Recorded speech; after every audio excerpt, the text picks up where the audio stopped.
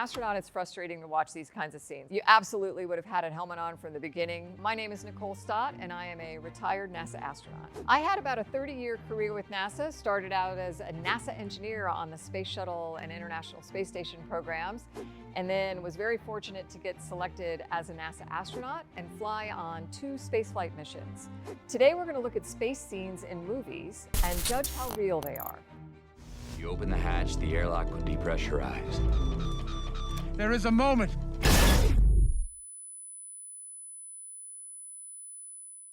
The point of an airlock is to do what it says, lock in the air. And so if you've got a greater pressure inside the airlock and there's a vacuum on the outside and you don't equalize before you open that hatch, it's going to explosively release. It's a really dangerous thing to have that happen.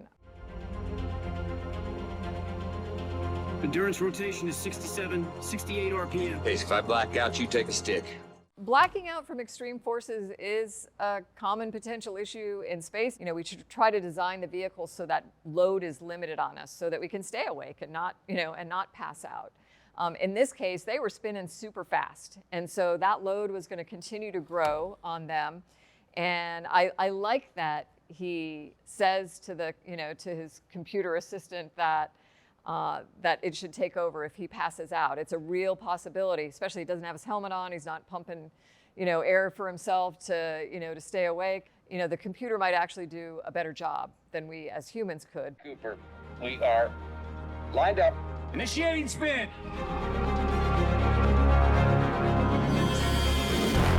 As he's reacting to this spin, he turns his head kind of in the opposite way to help from passing out. If you're the one in control of the spacecraft, you're much more aware of how the load from the vehicle is impacting your body as you're trying to fly it.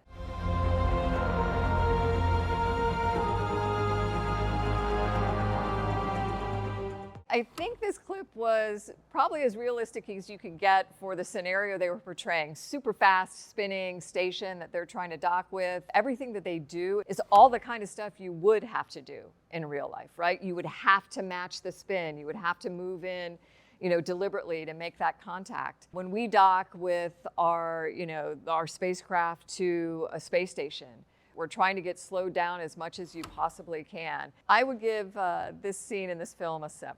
I just don't know if the extremes of it would be possible or not.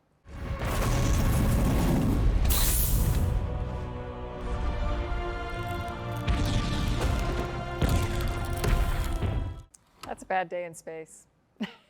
There's a combination of things that it's going to cause your body, your head, your face to freeze when it's exposed to the vacuum of space. But some things would happen before that. Of course, there's no air out there, so you would likely suffocate and die before you ever froze.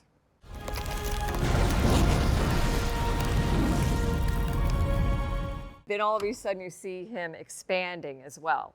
And that's absolutely going to happen. There's no pressure holding all of what makes us us in our body anymore. So we live in this environment on Earth or inside of our spacesuits where there's this pressure that helps keep us alive. And it actually keeps all of what we are in us too. So if you go out and are exposed to the vacuum of space, all of what we hold into our bodies wants to release itself. And there's a lot of water in our skin. And so that is going to want to expand. Did that look cool?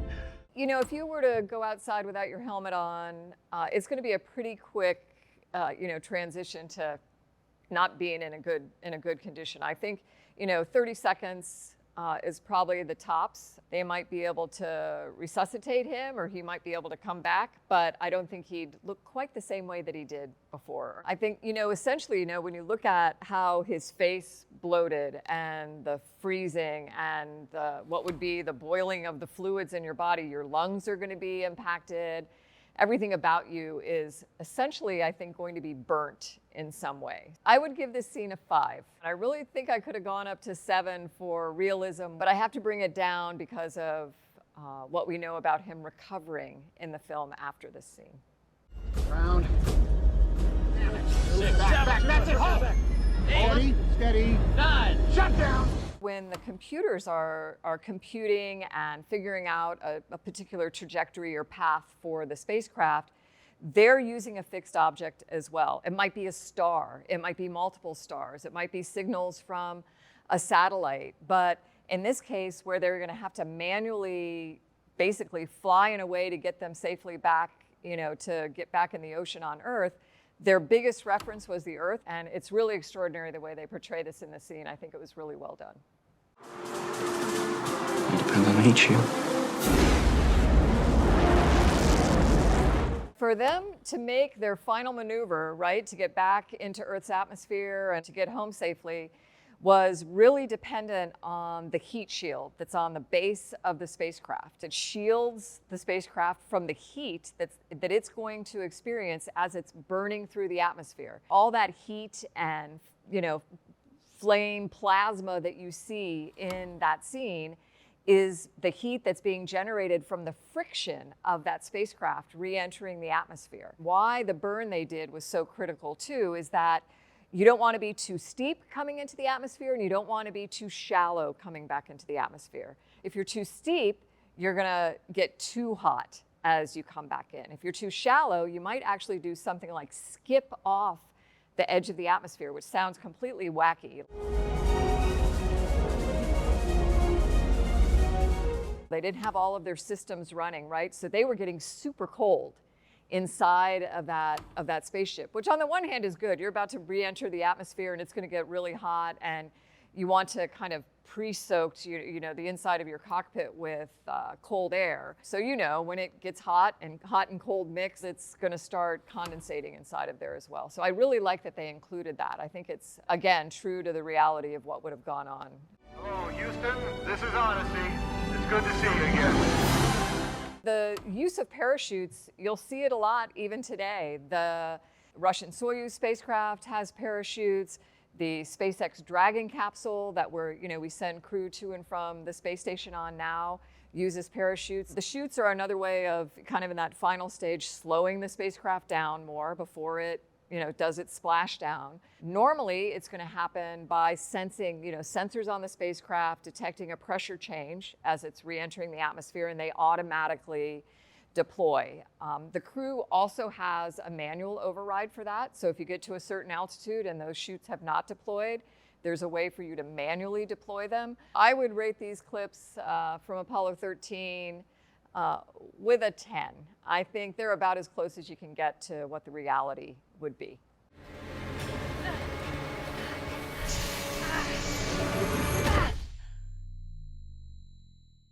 There's some good stuff. She's going to, use the fire extinguisher, and she kind of forgets that, oh my gosh, when I squeeze the trigger on this thing and start blowing this stuff out the one end, it's going to push me back. Totally legit. One of the most dangerous things really is to get flying too fast and bonk your noggin on a big metal hatch, or free floating things that might be coming at you from a different direction and you're flying at it. We do a lot to try to stay safe from that. You control the way you're moving through the station. We have Velcro on everything to try to, keep it secure if we're not intending it for it to be free. Every astronaut, I think, who watches this is like, oh my gosh, the first thing you're gonna do in any fire, before you even go to see what it is, you're gonna put on your mask. So the mask that we use during a fire emergency, it's actually a mask that's gonna protect you and also provide you with clean air to breathe inside of it. It's totally different than the helmet or the mask we would have on during a spacewalk or during, launch and entry.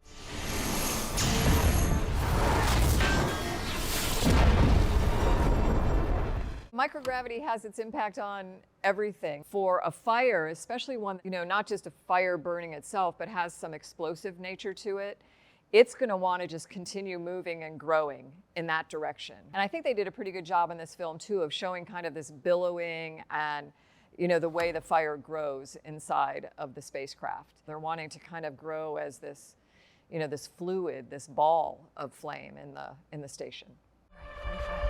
90, 180, 180. She sees this, this other space station that she wants to get to. If she fires the fire extinguisher when she's looking right at it and the thing goes out the back, she's going to go in one direction or another. I don't know that it would actually work the way they showed it in the film. The idea is good. You even hear her in this scene calculate, get to 180, and then, and then squeeze the trigger. And, so those were all good kind of things to consider in all of this. Whether the fire extinguisher would get you there or not, I don't even want to wager a guess on that. Yeah, one of the things I loved about Gravity was the visuals with the way the astronauts moved in space. I think it's one of the best presentations of that I've ever seen. I remember watching this movie and feeling like, oh my gosh, it was reminding me of what it was like to be in space. I think I'd have to rate these clips from Gravity 5 for realism. The reality would be you'd have a mask on, you'd assess that fire really quickly and see that it's out of control. And then I'm not quite sure that the fire extinguisher would have been the chosen way to get yourself to that other space station. Look at this. The big blue marble. Spacesuits have different kind of visors on them. And the gold ones that you saw in this clip, it's like having sunglasses on. And that gold, it really is gold on those visors. The intensity of the sun is really extreme when you're on the moon. There's no atmosphere to protect you from, the heat, the light. Alpha, we need backup ASAP. We're being ambushed. On the moon, there's 1/6 the gravity of what we have here on Earth. And when the debris is coming off of things, it's almost got kind of a floaty look to it. So when you think about shooting something out of a gun, it's going to have a little bit different path than it would down here on Earth. It might stay up a little longer, it might travel further than it would here, but that doesn't mean it wouldn't hit a target that you were aiming at. Roy! I have a puncture.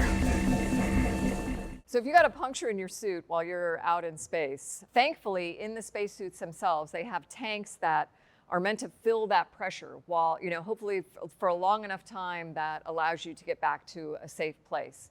In this case, they're out on a rover, they're being attacked. I like that they show that, they discovered where this leak is, apparently, holding the line.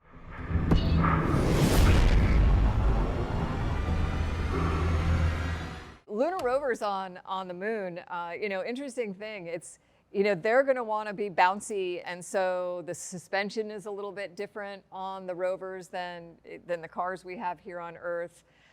You got to be careful about going too fast because they could flip easier than what a vehicle here on Earth would do. And so it's a little bit tenuous in the way you're driving. You have to think in 3 dimensions about the way you're driving your rover than you do the way you drive your car here on Earth. But you get going too fast, especially if you hit something and are bouncing, you're just going to keep bouncing in that direction. And so it's probably less likely in reality that you would want to be driving that fast in your rover on the moon.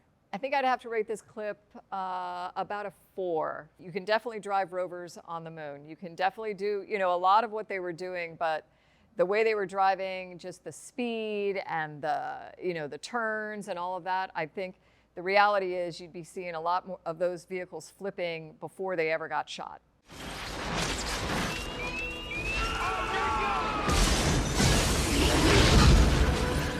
There are a lot of layers to, just to maintain the pressure and the structural integrity of the windows on a spaceship.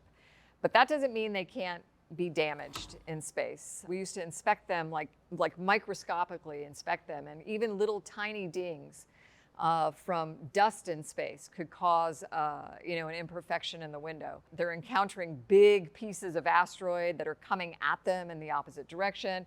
They've got a lot of energy coming into it. I think there's every reason to believe that the windows could shatter. I can't get it on! As an astronaut, it's frustrating to watch these kinds of scenes. It's kind of the Hollywood part of it where you want to see the actor's face so they don't have their helmets on, and then somehow at the end they try to recover by getting their helmet on at the last minute. You absolutely would have had a helmet on from the beginning. Guess I'd have to go with this clip in Armageddon 2. I'd rate this clip 10 for excitement in the way that it all went down.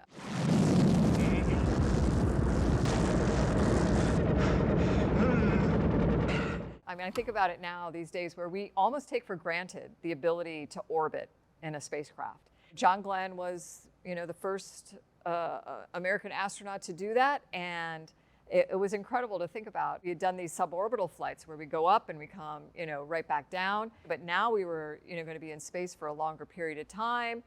It was, you had to build up a little bit, more energy to actually keep falling around the Earth and stay in orbit.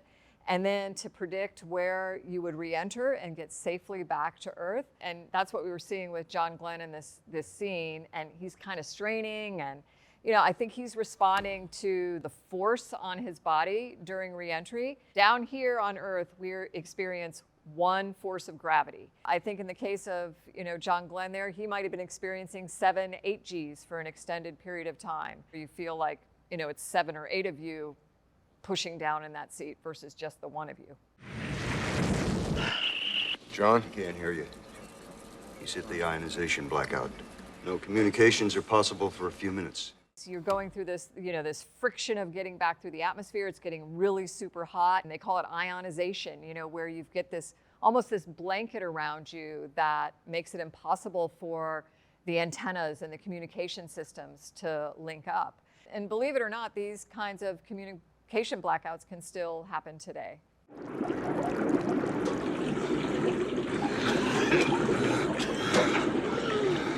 I'm really thankful that as astronauts, we don't have to do that test anymore. That was all back in the early Mercury 7 days. This test and some of the others that they show in the film, which are based on, real medical and physical kinds of activities that they put these astronauts through, was because there was so much unknown. How the human body would react in the the microgravity environment, in the launch and re-entry environment of getting to and from space. They were, really, I think, trying to assess the limits, kind of the extremes of what the human could handle just right here on Earth. And by understanding that, they could have a better idea of what the astronaut might be able to tolerate traveling to space. Yeah, I think I'd have to give these scenes in The Right Stuff a rating of a 10. I mean, I think about it now these days where we almost take for granted the ability to orbit in a spacecraft, and how just awesome that was for it to happen.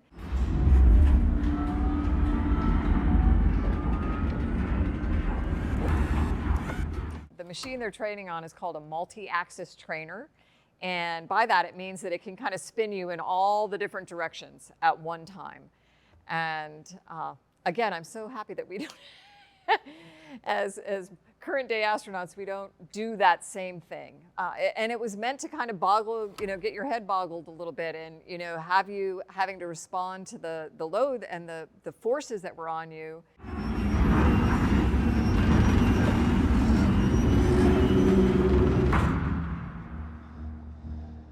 When you're in a spacecraft, and you could get into all different kinds of orientations, and especially if something is going wrong, it might not just be, ooh, we're flying too fast in this one direction. You could be tumbling and rolling and, having these effects on the spacecraft itself. We do a lot of things that can get us into, unusual attitudes, can, maybe result in disorientation.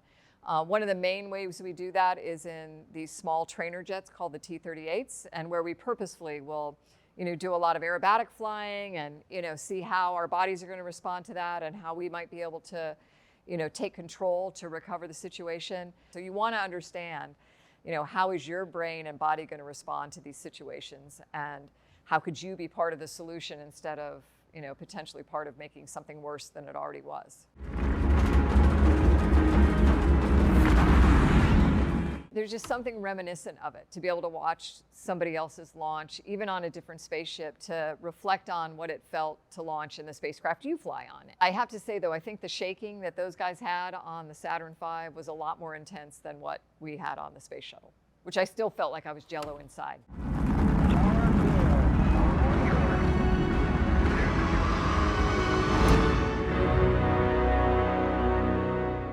The Saturn V was a ginormous spacecraft. You've got this big long rocket, right? This really super tall rocket. You know, you've got what we call the first stage, those big engines that were lighting at the launch pad to get the vehicle off the pad and, moving in the direction that it's supposed to be going. Those engines run out and that part of the vehicle separates. And now you start these other engines on the back of it, and it goes on and on, through these different stages. The ideal is that it burns up and there's no debris caused from it. I would rate these clips in First Man a 10. I love that in this film they took advantage of the real footage that exists, and they only improvised or went dramatic if they needed to. Even in the places where they were bringing it up to a higher definition, it still felt like it would have been of that time.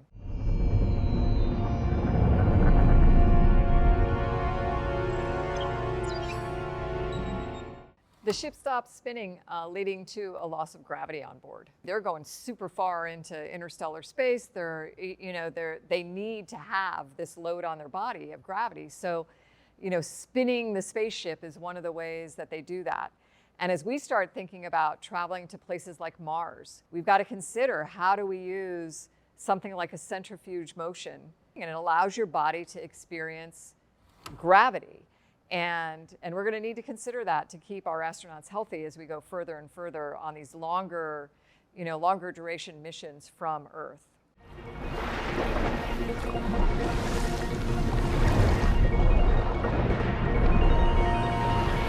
Water and all fluids in that environment of microgravity, or where there isn't gravity, will form into a ball. The surface tension causes that to happen. When we shower on the space station, we don't have running water, right? There's no gravity to pull the water down like in a shower, like you would have here on Earth.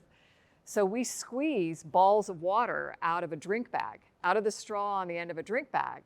And we can squeeze these balls of hot water out into the air, and then you can just stick your arm through that ball of water, and it's going to form like a glove of water on your arm. And then you mush the soap around, and then you put your arm through another big ball of water to rinse it and sop it up with your towel.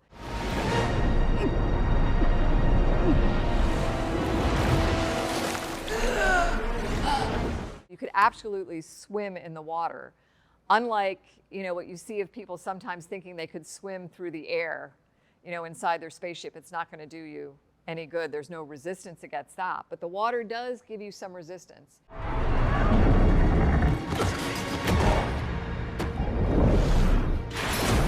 It looks really abrupt. And that same thing would happen in reality. I mean, you would get some slow onset of the load on the thing, but going from zero to just any load on it is going to cause a very abrupt shift in anything that was floating at the time. I would rate this scene a 7 because I like the way they really tried to portray the reality of how liquids behave in a microgravity environment. My favorite space movie, and I have to say movies, are Galaxy Quest and Rocket Man. And it has nothing to do with the reality of what goes on in these movies with respect to space or anything. I just love the way in both of these films, just the interaction between the crew members, kind of the personality of the crew and how they engage with each other. It just reminds me so much of how crewmates, astronauts in real life are getting along with each other. If you like this video, click on the next one.